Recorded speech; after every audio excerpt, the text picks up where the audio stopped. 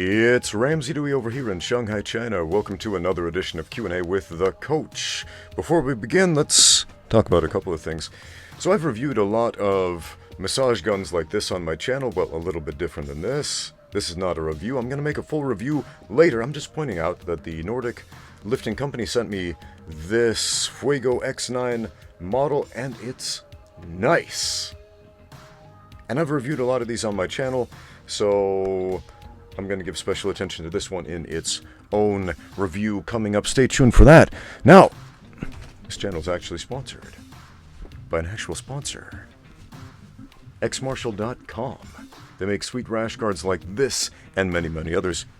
I love their equipment. Go check them out and use my code Ramsey10 for 10% off everything on the website. Now on with the questions. We have a question today from Mr. Vacation, who says, Ramsey, I've seen lots of guys get hit in the liver, and they didn't go down. The liver is a huge area, that's true, and it's not hard to hit. Well, it depends on who you're fighting, how good their defense is. So, is there some special spot that you have to hit for it to work? Also, what is your grip exercise routine? I'm just curious. Do you squeeze tennis balls or anything? Well, that second question is going to be much faster to answer than the first. Grip strength. What's my grip strength routine? I pick up barbells and I lift them. And that's about it. Grip strength, man. I mean, here's a quick clip of me doing some rack pulls. And this is an old video, too. This is back when I was just starting to learn how to deadlift. Yeah, just doing rack pulls. Rack pulls are a great exercise to test your grip strength. See how much weight you can hold on to. I don't know how much weight this is. Excess of 200 kilos, 210, 230, something like that. So grip strength isn't really a problem for me. If it's a problem for you, just focus on getting stronger everywhere. And since you interact with your hands with pretty much everything in the weight room, guess what? Your grip's going to get stronger too.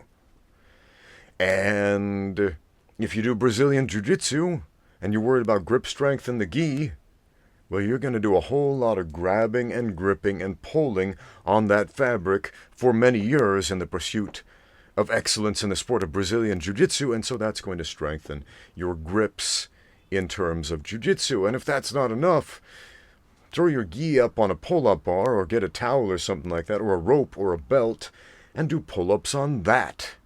And if your grips still aren't strong enough, and dude, I don't know what you're planning on doing with these crazy monkey grips.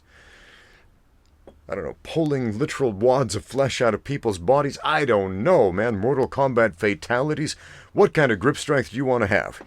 Anyway, that first part, liver shots. Why is it that some guys get hit in the liver, and it doesn't even seem that hard, and they go down, and other times it seems like you're just working the body as hard as you can, and the guy doesn't budge?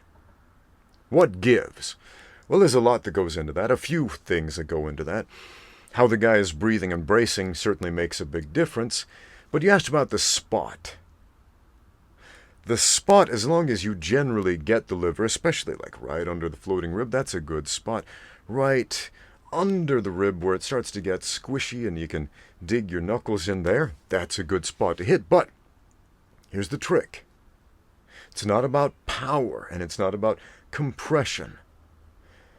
What is the liver? It's an organ. For all you dudes out there who have been kicked in the groin before, who've been hit in the groin or slapped in the groin, what hurts the most? What gives you the most immediate effect? A big compressive knee in there like they teach in all these women's self-defense classes? Or a percussive slap? Because that's an organ too, external as opposed to internal. But the same principle applies with the liver as with groin shots, if you think about it. So if we're throwing a kick, let's say a liver kick with our left leg, with the body, a body kick right there, and we're trying to dig the shin in like we do with a leg kick, that's not going to yield the type of result that you want. But if you have a nice slapping type of kick, Like one of those Taekwondo style kicks to make that big noise. You know, if you've ever competed in a Taekwondo competition and you kick the hogu, that's the body protector, you only score a point if it makes a big noise, a huge slapping sound. And so a lot of times the Taekwondo fighters, they'll use their foot as well as their leg to create the biggest sound possible, the biggest slapping force possible, and also get the most distance they can. And people often yell at the Taekwondo fighters, don't use your feet when you're leg kicking. Well, yeah, if you're kicking the legs, maybe don't use your feet. Because if somebody checks your foot, yeah, you got broken bones in the foot. But for liver kicks, this is where those Taekwondo kicks really shine. The Taekwondo body kicks, those slapping ones. Because that percussive slapping force is really what does the damage to the liver. And if you're going for a body shot, well, it's the same kind of thing. You don't want to dig the knuckles in and give them a massage. You want to give a nice percussive in and out type of slapping thing. I'm not talking about like a little pimp slap. I mean, it's got to have some impact behind it. You got to hit hard, but there's a certain movement quality to punches. There's punches that dig in.